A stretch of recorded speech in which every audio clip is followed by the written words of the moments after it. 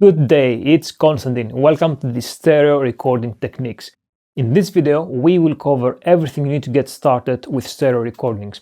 Now, even though I will demonstrate everything on the guitar, this is not a how to record a guitar video. I've already done that, and I cover everything in mono and stereo. But this video will be specifically about stereo techniques. Now, this will be a long intro, so if you know the theory behind it, then you can just go ahead and use the time codes and skip to the part that you want. Now let's start with what is stereo. The etymology of the word comes from the Greek words stereos, which means solid, and phoni, which means voice. Now stereo, in very simple terms, is sound coming from different directions at the same time. If you have two functional ears, that's how you listen. We listen in stereo in the real world. Now, in order to understand stereo a bit better, we need to talk a bit about how we actually perceive sound. And we need to talk about localization, which means where the sound is coming from. So there are two things we need to talk about. The first one is the interaural timing difference. That is the time that it takes for the sound to hit both of our ears. So let's say that I have a sound coming from the right side. So it will hit my right ear first, and then it will hit my left ear. So that tiny little difference in timing will make my brain translate that as the sound coming from the right side. The next one is interaural level difference. So that's the difference, the level difference between the ears. So let's say I have a sound that comes from directly in front of me. So that hits both of my ears at the same time and at the same level. But if a sound comes from the right side again, so it will hit my right ear first, and then to go to my left ear, it will have to travel around my head and through my head. So that will actually attenuate the sound. That's called the acoustic shadow or head shadow. And that will act as a filter. So it will attenuate the sound and we are talking about 6 dBs. So why should we care about that? Because that is exactly what we are trying to emulate with these stereo techniques. We've got stereo techniques that can actually do timing difference, that emulate the interaural timing difference, and we've got stereo techniques that can actually do both, so they emulate both time and level difference. Now, we will look at 3 different techniques, 3 different types. We will look at coincident pair, we will look at near coincident pair, and spaced pair. But before we move on, we need to mention 2 problems. The first one is that you may get some phase cancellation. That is generally not a problem with coincident pair techniques because the capsules are so close together that essentially the sound hits both of the diaphragms at the same time. Now, phase cancellation is when the sound hits the diaphragms at a slightly different time. So that causes the sound waves to not push and pull together. Now that would be actually much easier if I demonstrate that in my DAW. So let's actually record something and let's have a look at the sound waves. So I'm just going to use my waveform generator so we can demonstrate phase cancellation.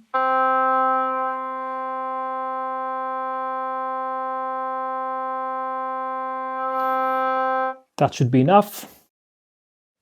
Let's have a look at the phase cancellation phenomenon in the DAW, because it is something we can both hear and see. I know it's not very clear at the video, it's a bad angle, but I recorded the same thing in 2 mics that were positioned some distance apart, so their diaphragms were not aligned. So let's have a listen to both, and let's start with the first one. I think that's the waveform. Now let's have a listen.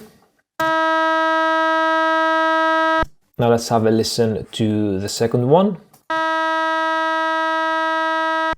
Exactly the same. Now listen to what happens though when we play them back together.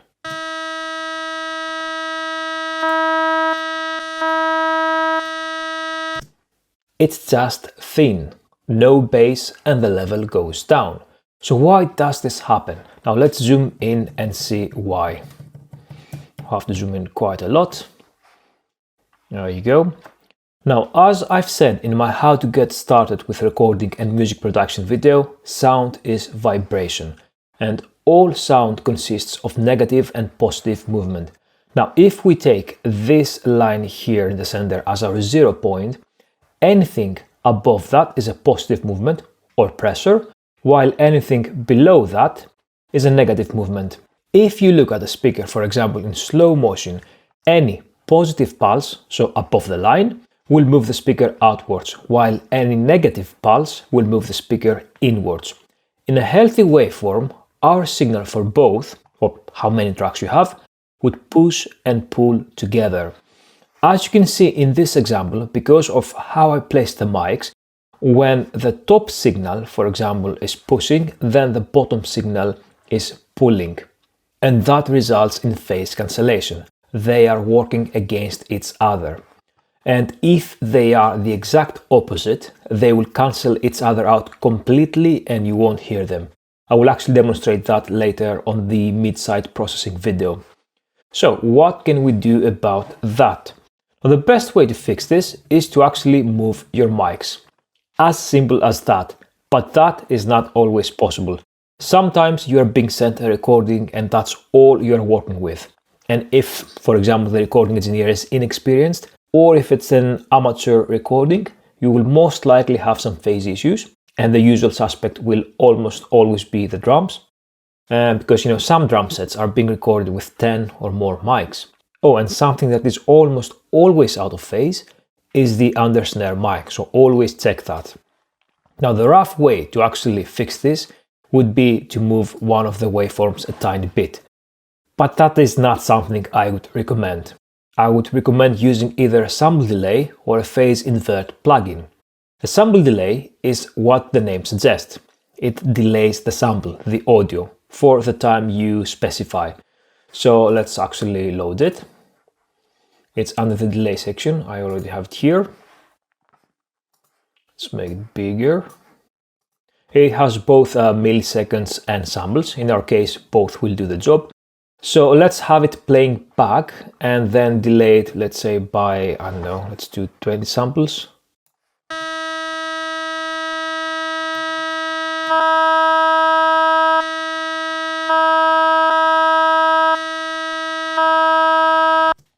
As you can hear, it makes for a massive difference. And lastly, the easiest way is to simply reverse the phase. You can use any plugin that has a phase invert function, and Logic I will use, let's turn this one off, I will use the gain plugin because it has the phase invert function here. Now let's play them back and invert the phase.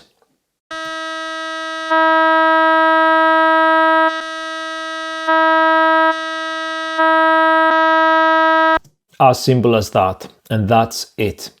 Last piece of advice, no matter how careful you are with mic placement, always check for phase issues. The second problem is poor stereo imaging. Now, unfortunately, unlike the phase cancellation, you can't actually fix that in post. That comes from bad stereo placement. So, let's say, for example, the XY technique that we're going to look at. So if you don't get a good stereo image, that means that you have placed it very, very close to the sound source and you have to back off a little. Or the space pair AB. If you don't get a good stereo spread, that means that the mics are very close together in relation to the sound source. Again, you have to spread them out a bit, and that's the thing, you have to start experimenting and listening for it because, as I said, you cannot fix it in post. Also, very, very important fact, not everything will work. And because every recording environment is different, every instrument is different, every musician is different. So I will show you the techniques, I'll tell you the theory behind it, but at the end of the day, you are going to have to experiment and see what works for you. And of course, always take into consideration the context. Maybe sometimes you don't need, a very, very wide stereo image. Maybe sometimes you need something more intimate. So always think about that as well. Try it, test it, and have fun. And lastly, why should you record in stereo? Well, other than the fact that certain instruments, in my opinion, should always be stereo, like the piano, it simply sounds better. The stereo recording technique will actually capture the sound with better depth and space. So even for solo instruments, I've done a project with the world music series, and I've recorded a lot of traditional instruments and solo instruments, just the instrument by itself, and I've done everything in stereo just because of the reasons I've already mentioned. It simply sounds better. Sometimes when you have a guitar and it's going to be lost in the rock mix, yeah, that's fine. You can obviously do that as a mono. But stereo simply sounds better. The first type of recording techniques we are going to look at is coincident pair. Now in this one, we bring the capsules as close together as we can, and we are trying to emulate the level difference, so it doesn't do interaural timing difference. The good thing about this technique is that it translates very, very well in mono, so you won't have any phase issues with that. Also, for all the techniques I'm going to demonstrate, you need two identical mics. If you can get a matched pair, even better. So I will demonstrate everything with small diaphragm condenser mics, but it translates equally well to big diaphragm. Okay, let's start with what is arguably the most well-known and popular stereo technique, XY. Now this works by placing the capsules as close together as you can. Now there are two ways of setting this one up. You can either do this one, where the capsules are right next to each other like that, or you can place them one on top of the other. In my experience, there's no difference in sound, so you can do both. Now this one doesn't have a very good stereo spread. It's very good when you're recording a single instrument, or if you have a single sound source, I should say, because it works really, really well with sound design as well. But if you're recording more instruments, or if you want to have a wider spread, it's better if you try one of the other techniques we are going to demonstrate. Let's try the first one. Now let's have a look at the first technique now, but first let me introduce you to our guitarist for today. It's the fellow Constantine as well. Hello everyone. Great name. Thank you for doing this for us. Now let's start with XY now. So remember in the intro when I said that if you have the XY very close to the sound source, it doesn't have a good stereo spread. Now let's actually demonstrate that. I'm 30 centimeters away, so I'm measuring everything, make sure we're exactly where we want to be. And now we're going to have a listen to how this sounds and then move the mics back and make a comparison. So let's have a listen to the first one, 30 centimeters away.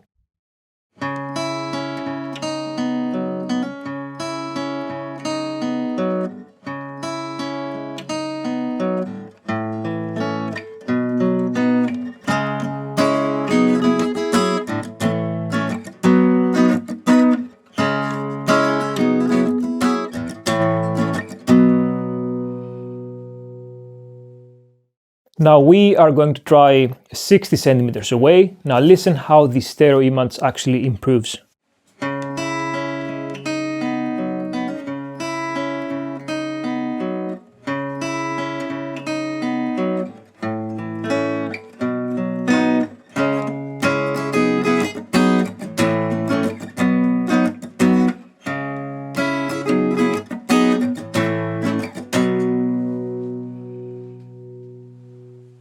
And now we will try 90 centimeters away, and you will see that even though it is the exact same technique as the one of the 30 centimeters, this one will have a much better stereo spread. And that's actually what I like. I like to, whenever I record an acoustic instrument, I like to just let it breathe. It needs some air. But the farther away you go from the sound source, the more of the room ambience you're picking. So you have to be aware of that, especially if you're using condenser mics, because they will record the room ambience in much more detail than the dynamic ones.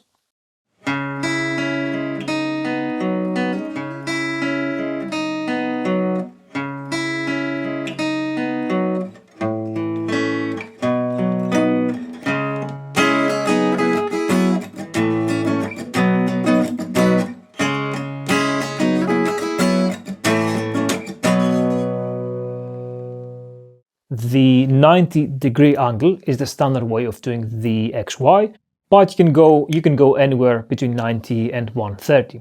Now in this variation of XY, we are actually going to do the wide XY. So we're going to take the capsules and then just push them forward. For this specific variation, we are going to keep the 90-degree angle, but we're just going to push the mics forward a bit. This will obviously give you a wider stereo image than the standard XY. Again, because I want us to listen to the differences between the stereo image in different distances, we are going to go again with 30 centimeters for the first example.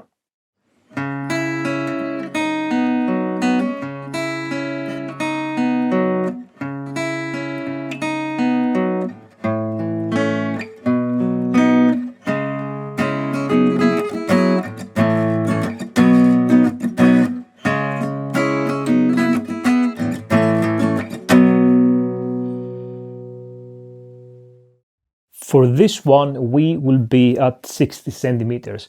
You will see that the stereo image will obviously improve, but it will also be less bassy. The reason is that when you're too close to the source, the sound source, if you have a pressure gradient mic, then it will suffer from proximity effect. Proximity effect is the bass buildup. That might be something that you want to exploit, but just be aware of it. The farther away you go, the better the stereo image, the less bass it is, and more of the room ambient you are going to capture.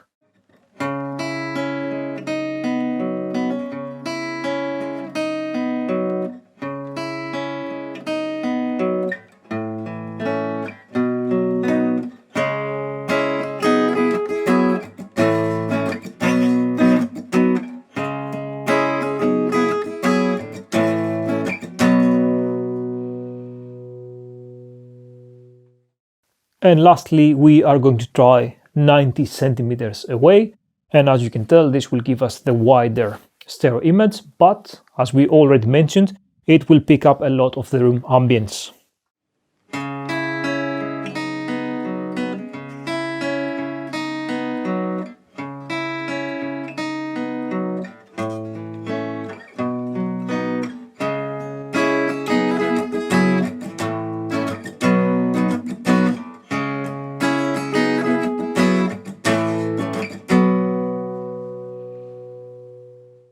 Mid side. Now this is a great technique. Not only do you not have to use the exact same mics, you can use any mic that you want, but it also has a perfect mono compatibility because you can only use the mid mic when you sum it up to mono.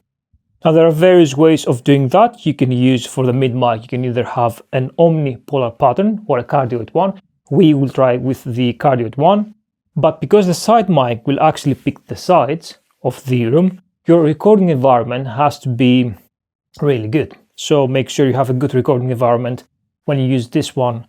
Stereo wise, it does need some processing, so it will have to be done in your DAW, but that's very easy to do, and we'll have a look at that in a bit. So let's start from 60 centimeters and then just move back and see how that sounds.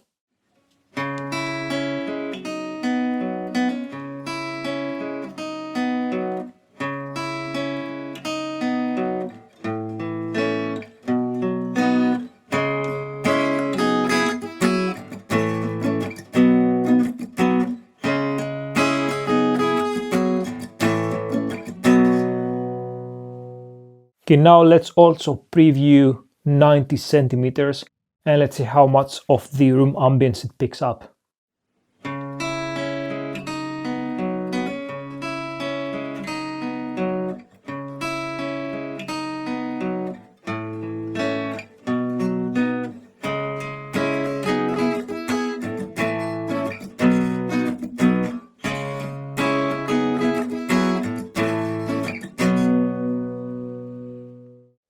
Let's see how we can process mid-side in a DAW now. I will show you two ways. One that can be done in any DAW and one that is using a Logic Pro stock plugin.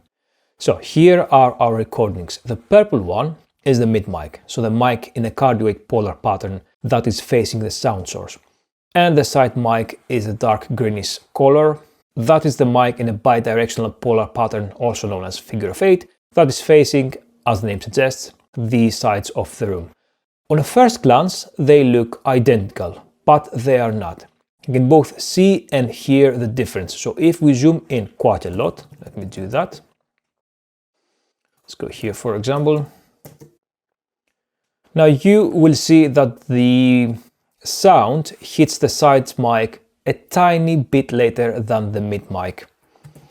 And if we actually listen to them, you will see that the mid mic is drier, while the side mic picks up more of the room ambience. So let's actually have a listen.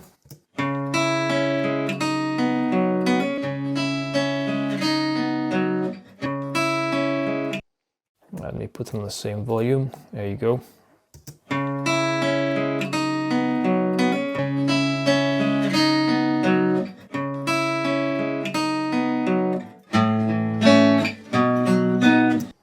So that has a bit more ambience. So let's listen to both together.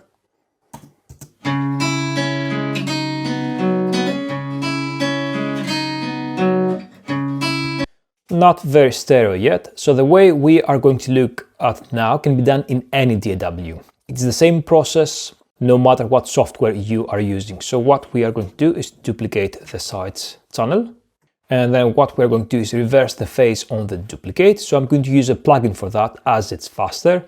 In Logic, the gain plugin has a phase invert function. So there it is. So I'm simply going to invert the phase. Let's mute that one. And if I play back, nothing's happening because they are cancelling each other out. Now, pan one hard left and the other one hard right. And let's have a listen. So they obviously play back panned. And that is actually it. All we need to do now is blend them in with a mid mic, and we got a stereo recording. So I'm going to select both, take them all the way down, and then just blend them in with a mid mic.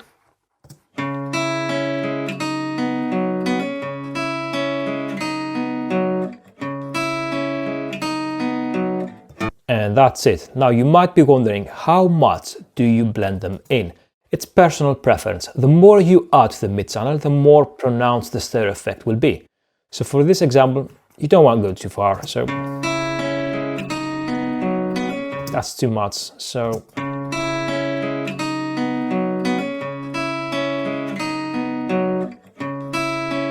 about there, that's where I like it. And obviously, since we have a mono mic facing at the sound source, when we are collapsing everything to mono, there will be no phase issues. So this technique translates to mono perfectly. Actually, let me demonstrate that. Let's actually use the gain plugin on the master because it has this mono button here.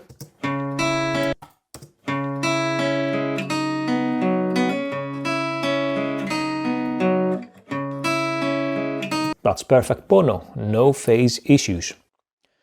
Now let's look at the other example. Now there are a few plugins that will allow you to do all of that, all of what we have seen without any processing from your part. In Logic, we have a stock plugin that can do mid-side processing, and it's the direction mixer. So when I record something to, let's go down here. So when I record something in stereo, I usually record that to a stereo track like this one here, not to mono tracks as we had in the previous example.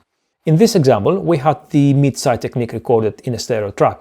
So the left channel is the top waveform that you see, and that is our mid mic. And the lower waveform is the bidirectional mic which captures the sides.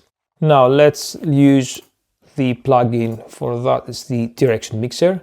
If you can't find it here, it's under imaging and then direction mixer. And what you need to do is set it to MS, which stands for mid-side. And then, like the previous example, we will blend in the amount of sides that we want. Obviously, when they spread all the way down to 0, it will be mono. Let's actually play it back. And like before, just blend it in.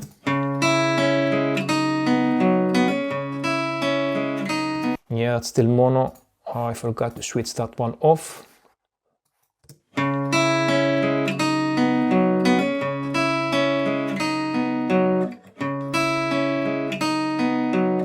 If you go all the way to 2, then the stereo spread will be too much.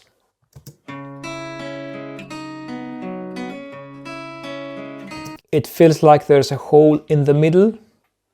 So for me,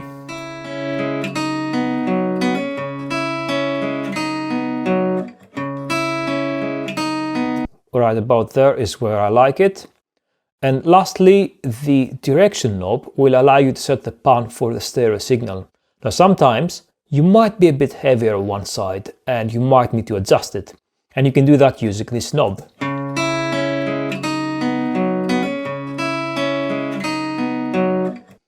And that's the processing for mid-side. Don't let the extra processing scare you. As you can see, it's easy and it's a technique worth trying. Blumlein. This one I can't demonstrate exactly as I want because I do not have two identical mics, even though I've seen people use two different mics.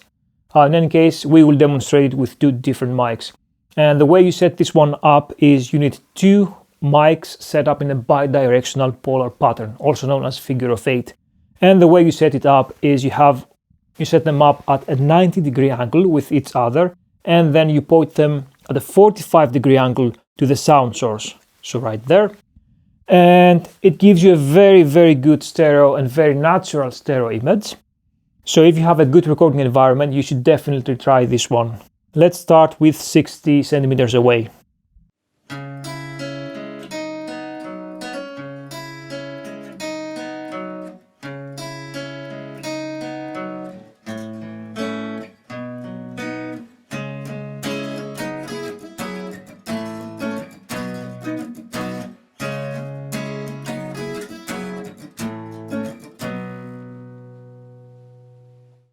Let's now try 90 centimeters away.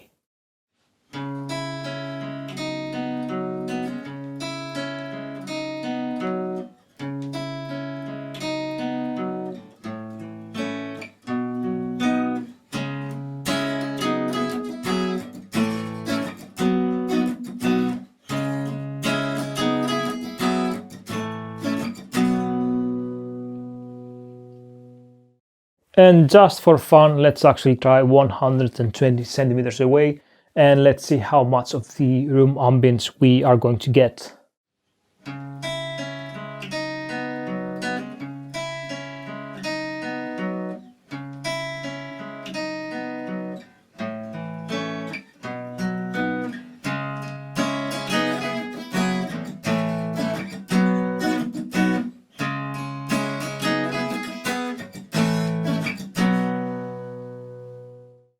Let's move on to the next category now, near coincident pair. The one advantage that these techniques have is that they can also emulate the interaural time difference. So you can do both time and level difference. So where do you use this? Anywhere. It can be a solo or room miking application. So I actually have a video on my channel where I record a small classical ensemble using the ORTF. So you can have a listen to that one to see how it sounds. I've used these in both solo instruments, so if you do that, make sure you don't go too far away and also be aware of phase issues because the capsules are spaced quite far apart. You might get some phase issues. Always check for that. ORTF, probably my favorite stereo technique. It was developed in France in 1960. So other than the small classical ensemble that I recorded with that, I've also used it for a string quartet and I'm really happy with the results. But you have to be very specific with this one, very precise. So the capsules should be at 17 centimeters apart, exactly 17 centimeters, and your angle should be 110 degrees. So to mic the guitar, what I'm doing is I'm drawing an imaginary line, and so I'm pointing to that bridge, and for that mic, I'm pointing to that bridge. So if you go too far away, you will actually pick up a lot of the room ambience. But if you obviously have an ensemble, you need to be further back. But let's have a listen on this one.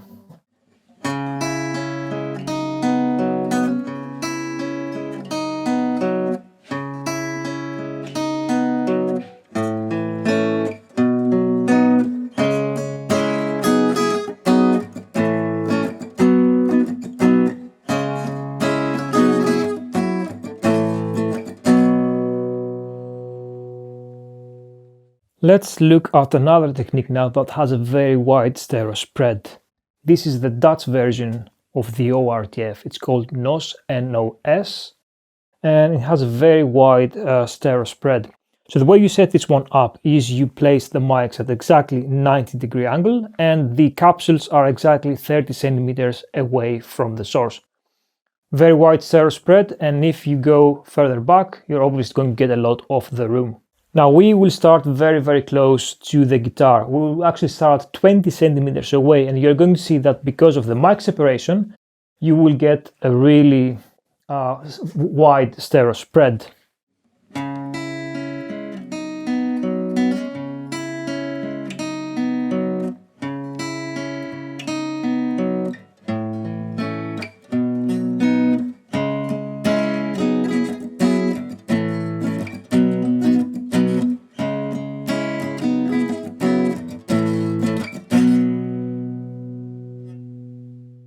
Let's actually try 3 times the distance now. So we are going to be at 60 centimeters away and listen for the lesser effect of the proximity effect.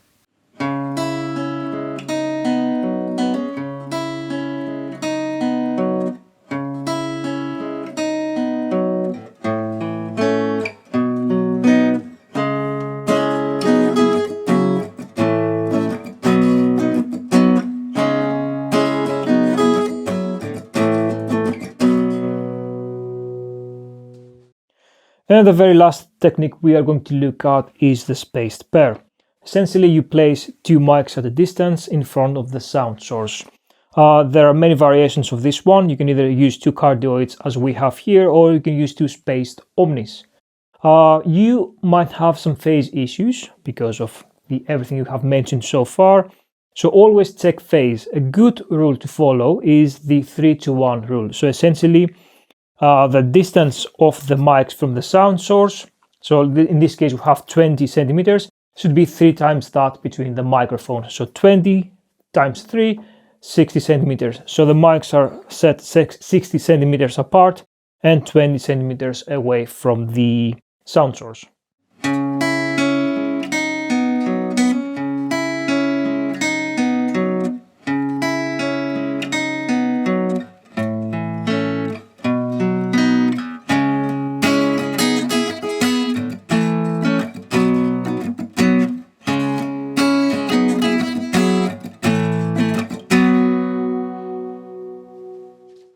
Now let's look at how you can actually fake stereo. So we are only going to record with 1 mic, so mono recording, and then we will switch to the DAW and see what we can do to make it sound more stereo.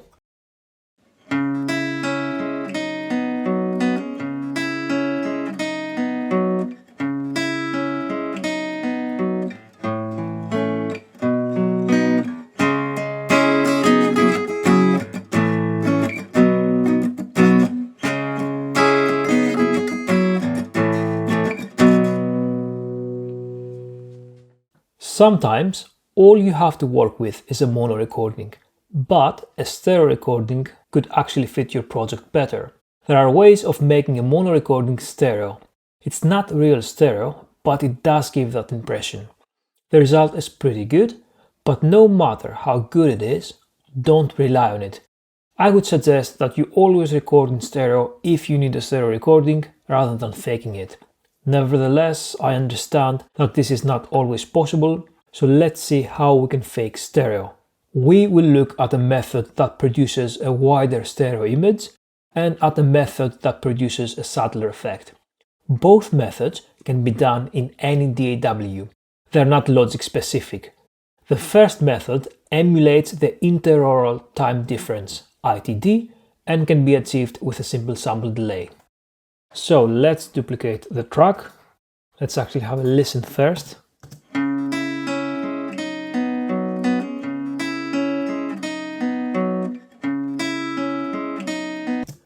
Now let's pan one hard left and the other one hard right. Now let's listen again.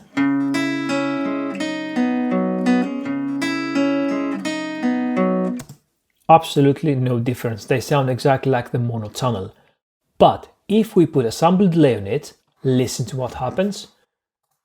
So delay, sample delay, let's do milliseconds. You need something above 7 milliseconds. So I'm going to do 13. Now let's have a listen.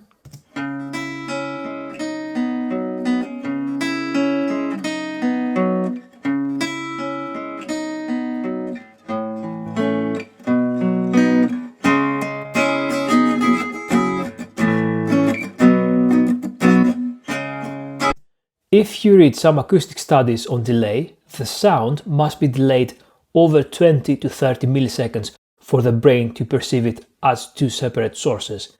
If you're around the 12 to 15 milliseconds range, then your brain will start feeling those effects, and that's where we perceive the stereo. So don't go crazy with it, just stay within that range. And just to show you that it has perfect mono compatibility, let's actually switch between mono and stereo. I'm going to use the gain on the master channel.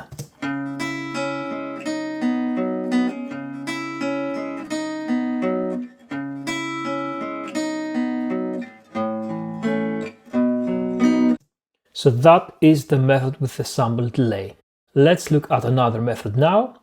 And this one does not fake such a wide stereo image as the one we have just looked at. So let's reset everything. Let's delete that. Back in the middle.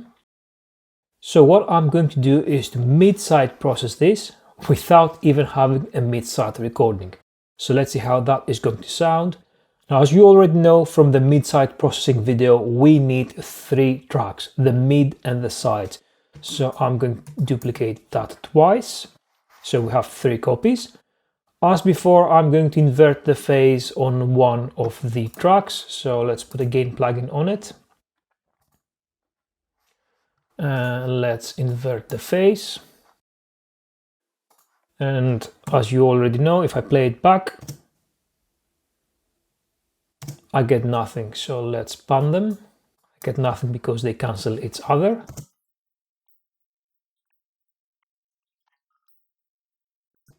So we need the mono mid track to be mono compatible. But listen to what happens when I bring it into the mix.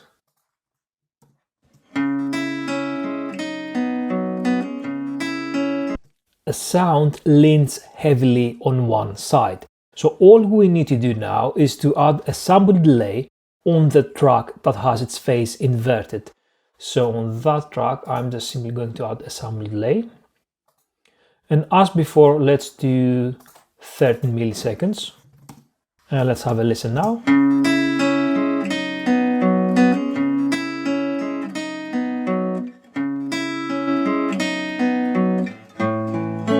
There you go. Now it sounds as it should.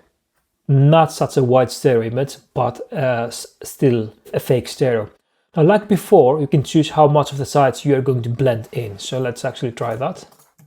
Let's put that all the way down.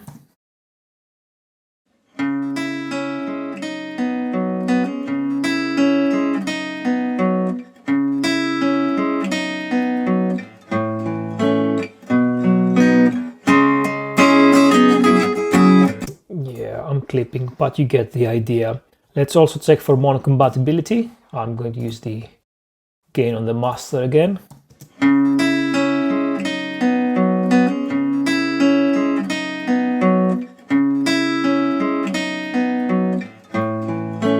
Because we are essentially using just this track now.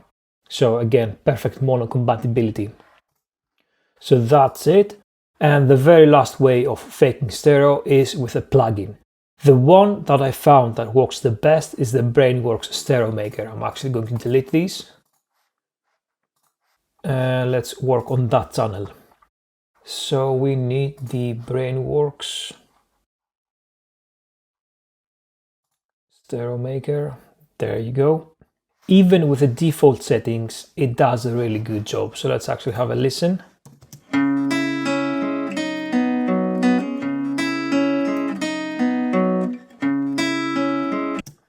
Yeah, I forgot to switch that. Let's go again.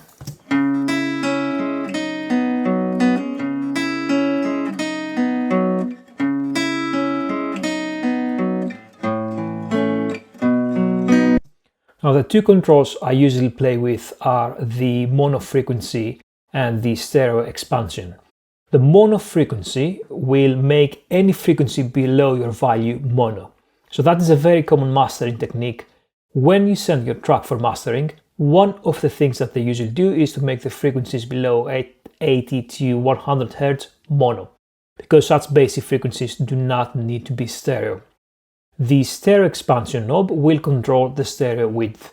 Bear in mind that if you go too wide, you might get some phase issues. But very conveniently, we do have a correlation meter down here that we can also monitor. Correlation meter is a tool that is used to measure the phase relationship of our stereo signal.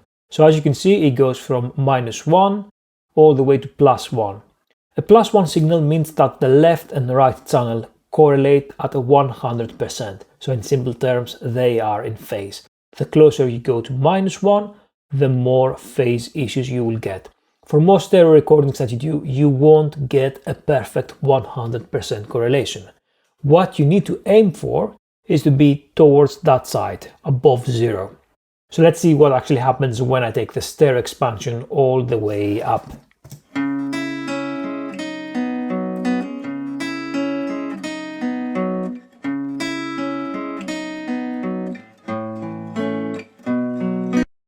So I'm starting to introduce some phase issues. Let's see where I can go with it.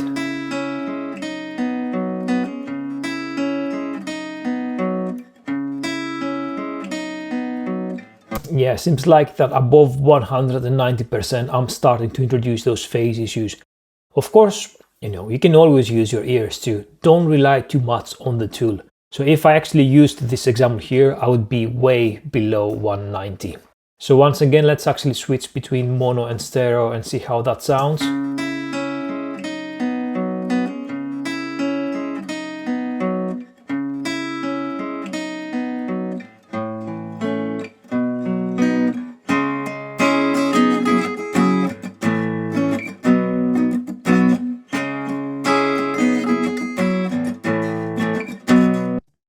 There you go, and these are 3 ways you can fake stereo. Sometimes they can be very helpful and make your project sound much better. Give them a go. Thank you very much for watching this long video. As always, have fun, experiment, and I will see you in the next one.